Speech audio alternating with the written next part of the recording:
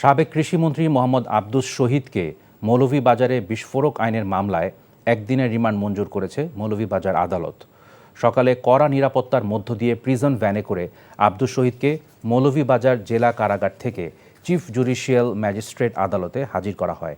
সেখানে তাকে ২ নম্বর আমলি আদালতের বিচারক মিসবাহুল হকের আদালতে তোলা হয়।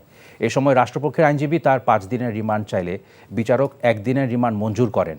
অপরদিকে বিবাদী পক্ষের আইনজীবী ওনার বয়স ও অসুস্থতা দেখিয়ে জামিন চাইলে আদালত জামিন নামঞ্জুর করেন। স্থানীয় যুবদলের সদস্য সচিব আব্দুল আহাদ গত ২৪ অক্টোবর শ্রীমঙ্গল থানায় একটি মামলা দায়ের করেন।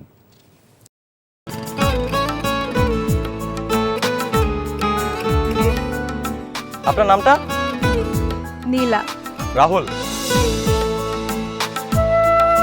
ওকে, এই মেয়েটারে তোর ভাবি সবাই কেমন লাগবে?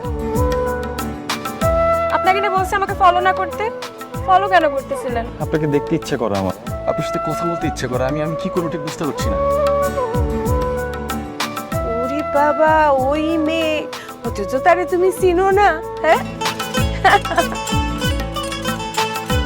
কি মায়ায় তাকাও তুমি, একটু দেখে চোখের খেয়াল, তোমায় দেখার তৃষ্ণা ভীষণ। ভালোবাসায় বুঝি দেনা পাওনা থাকে? অবশ্যই থাকি, ভালোবাসা সবকিছু থাকে।